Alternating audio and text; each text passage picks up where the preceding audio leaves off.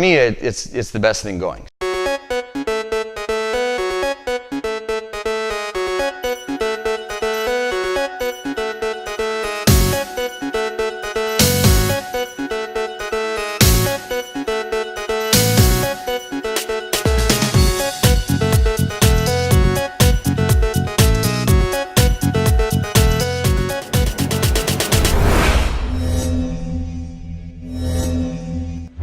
When it comes to developing attributes as a martial artist, it's a phenomenal opportunity to get a bunch of work done in one single drill. So you're looking at things like timing, awareness of distance, awareness of lines of attack, developing a rhythm, especially in service of learning how to break that rhythm, to deviate from it, creative striking, learning how to change your angles, center line theory, how to shift your weight and your orientation from one part of the body to another. It's one series of movements that will give you all of these things at the same time.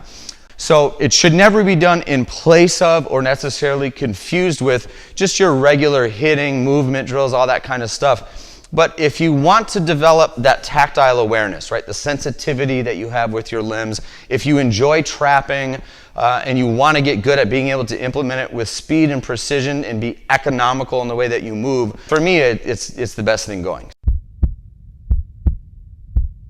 So what we're going to work on then are a couple different variations of the generator, and we'll show how to play between these. So first one is going to be an angle one feed. We also tend to feed this a little bit vertical, but I'm going to move my fist in the general direction of Colin's shoulder. For us, this whole game is going to take place in this area.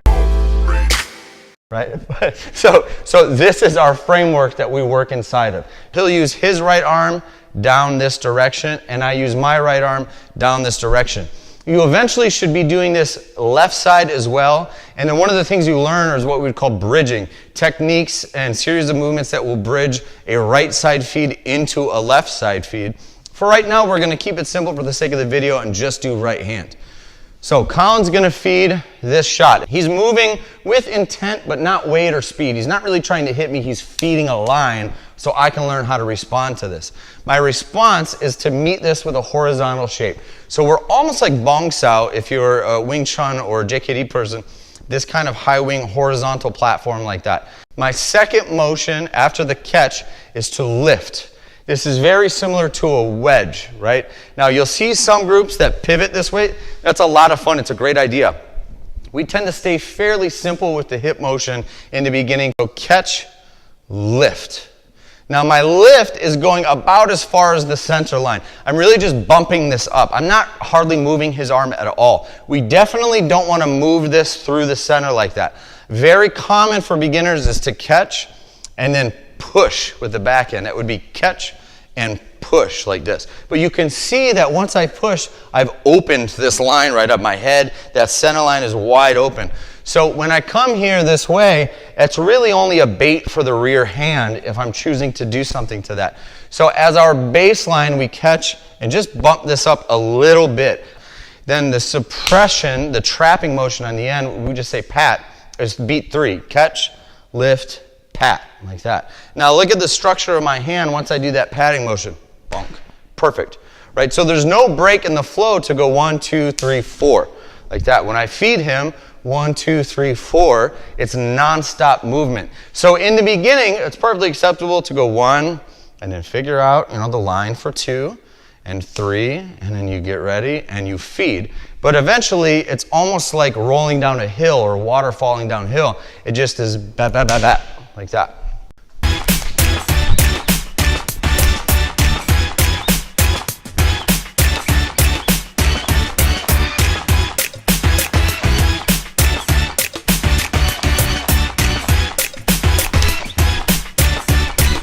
So you could start this off if you're a fresh, brand new beginner to this. 1, 2, 3, 4. Then I feed him. 1, 2, 3, 4. He feeds me. 1, 2, 3, 4. I feed him. 1, 2, 3, 4. He feeds. 1, 2, 3, 4. So we're each practicing a side of it. But rather quickly, if not right away, we remove that gap between my fourth and his first beat and just run this together in a single continuous circuit so that it becomes catch, lift, pat, catch, lift, pat, feed, feed, right? The feed and the catch are the same beat because he's catching what I'm feeding, right? Note that the whole time we move, our hips and our shoulders are pretty much just lined up with each other. Again, we're trying to more or less stay inside the line of our shoulders. We don't want to make that constricted and be really strict about that, right? But we're not out here with big motions this way, not at all. The skeletal system is at play here, as it often is in any kind of trapping or catching scenario, as opposed to muscular strength. That's part of the beauty of this kind of movement, is it is helpful if you're mismatched where size is concerned. Note that at no point are we separating or breaking our limbs apart, right? So when I do the pat motion here, we'll turn so you can see this, my hand will stay here. I'm not trying to push this. I'm not really manipulating that arm. This is a listening hand, right? It's a monitoring device. When we go here, I know when he's moving, right? When he lifts, I'm aware of it. Well before he's touched my arm, this hand tells me, hey, that arm's in flight. This is the first line of defense that I have because in a way, this is the first little piece of reconnaissance that I'm gonna get. When I suppress this one down and pat it, I leave it here. The more pressure and intention I put in this hand, the more he's gonna be aware of it. So if I'm squeezing this or I'm pushing it into his body, he knows, hey, I'm adding intent or I'm adding pressure. And so when I push, he's gonna twist his hips and it's just gonna dissolve away from him. I'm gonna get hit. So really try to develop the ability to place this and leave it on the arm, but not really do much with it. First little beat here, I have to suppress this, but then I kind of shut it off, right? It goes intention to non-intent. Since I'm not doing anything with this hand, when he lifts his arm up, it'll just fall right off. And that's what I want it to do, right? I want it to naturally disconnect.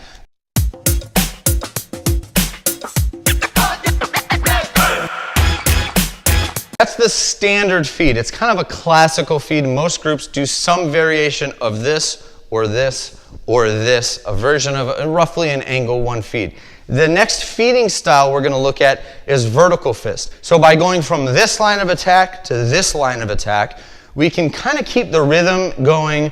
We can, on the receiving or defensive end, not really have to learn too much of anything new, so it's not that complicated in that way, and we can still then get some variety in the training. So we're going to use vertical fist like that, right down the center. While this shot maybe is as high as his face, for the sake of the drill, we're going to point it more in the chest, right? It'll just make this game a little easier as we go. So classical Hubud, when we're doing this kind of angle 1 style feed, we tend to keep our feet square. Once we switch to vertical, I like to bring my punching side back so that if I'm punching with the right hand, which I will today, my right foot will be back or I'm in left lead.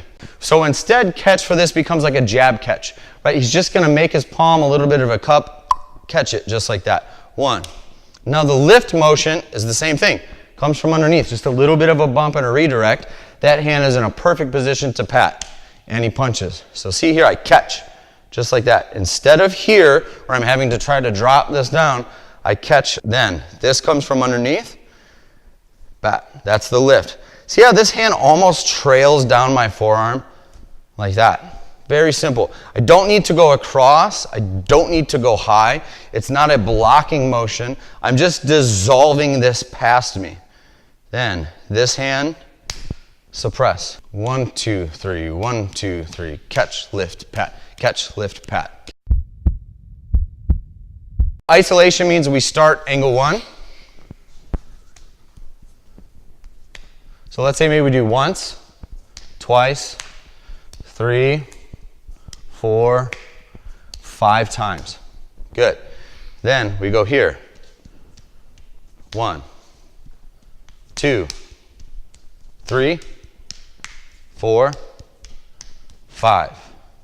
1, 2, 3, 4, 5. Then 1, 2, 3, 4, 5. Integration as before, is we just remove that gap, remove that little negative beat there where nothing's happening, and put these together in a seamless flow. The most logical place to connect these two dots together is at the point of the feed, isn't it? We're changing our feed, but the rest is essentially the same. When Colin feeds the angle 1, I feed the angle 1, but I'm going to choose to change the feed. I could probably do it, at any point once we're comfortable with it, but we'll stay with this 5 for 5 scenario. So that I'm feeding 1, 2, 3, 4, 5. Now my next feed, I catch, I lift, I pat, bang, down the middle. See his hand position. He was ready to catch that. His hand was already there. For the lift, perfect. Look where his right arm is. Up it goes. Pat. Now, since I went vertical, he goes vertical. And we've now changed the generator. We've changed the nature of this drill. Our rear foot has stepped back kind of automatically. And now the action can take place a little bit in this area instead of this. 1, 2, 3, 4, 5. 1, 2, 3, 4, 5. Now we're going to look at the down diagonal elbow. This is going to definitely be through that angle 1 plane of motion, but I'm going to bring this elbow up and put it through that line. He's going to catch it with the mirrored side hand, right? He caught my punch this way. Now when the elbow comes up, he catches my forearm just beneath the elbow, so this sector right here. He's not catching right on the hammerhead of the elbow like that. He could, but it's going to be awfully hard on his hand, isn't it? So he's going to go right here. Bow. Then he lifts underneath. This lift is forearm to forearm, but he's also getting a little bit of my upper arm. So when he feeds me this elbow, I'm here. Then this hand here will pat the upper arm. Before we were patting the forearm because all the action was here and our elbow was down. Now that the elbow is up, this is what's in front of me. So I just pat that down to clear the line. Now look at how wide open that is. So if we see this in isolation, boom, like that. I catch this here, lift up, pat down, and feed my angle, and he catches right away. Catch, lift, pat. Note that after I pat his arm, still as before in the beginning, that monitoring device, that listening hand here, stays right where it is until he lifts and it just naturally falls off. We're also doing this, just like with the vertical fist, in a left lead so that it's a rear elbow. We can play and flow from one feed to the next. And 1, 2, 3, 4, 5. 1, 2, 3, 4, 5. 1, 2, 3, 4, 5. We just changed the nature of the game. We're already getting quite a bit done. We're learning to differentiate between this line of attack here, and this line of attack here. Important differences, right? I don't want to read punch and instead that comes in, or I read punch and God, the elbow comes in, right? Take your time in that feed because that, if nothing else, boy, that becomes the lesson. Well, we've been doing this 5 times and then switch feed, 5 times new feed, 5 times new feed. You eventually want to get to the point where you're just freestyling, right? You're just kind of jamming out. Now we do away with the pattern and we say, yeah, it's going to be catch, lift, pat, but I can change to any feed at any time and so can he. And now we got to really pay attention, plug in, and respond to whatever's happening to us and in front of us. So maybe I go here. Maybe I go here, right? You just let it out. I'm gonna bring it back upstairs again. Nice. Whoop, to the elbow. Vertical. Right, and just play. It's not about getting it right or wrong. I'm definitely not trying to trick him yet. I'm not trying to go like that and see if I can hit him. There's plenty of other opportunity for that. This is about both of us getting used to moving together in tandem, in rhythm, having that sort of flow state thing that happens that we fall into together, and learning how to maintain that. So if you find that you're not in the right spot, but you can keep the thing going, just keep it going. Right? If you go like that, then pause, figure out what maybe you could have or should have done, sort that out, get a couple reps of it, have them feed you a couple times, then go back into your flow and see if next time it comes out naturally. And once we really start going for it, you know, we do maybe somewhere between like 2 and 5 times is a good standard, like 3, 5 times, something like that, in any given position or feed position. And we switch then so that you're always in flux, right? You're always changing the stakes, and the whole game becomes about getting used to that and responding accordingly.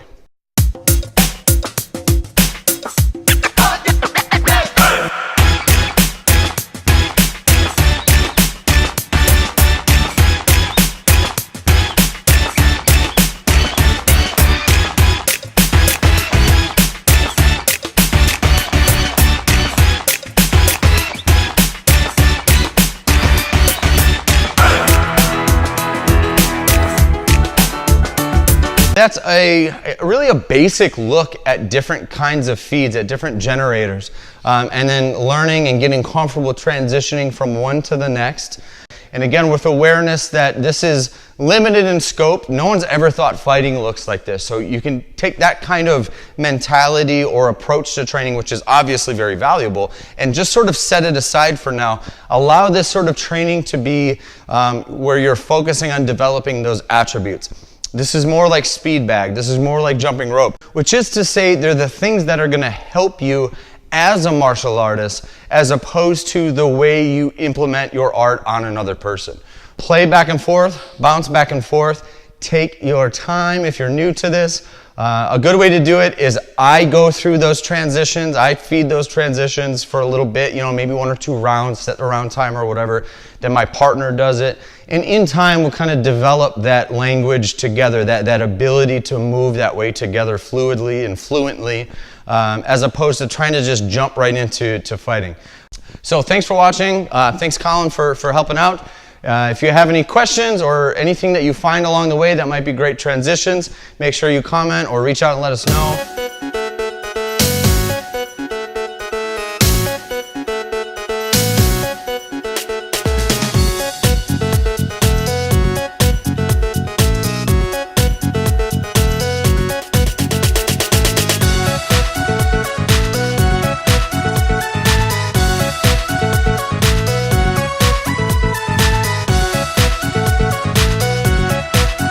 Thanks for watching.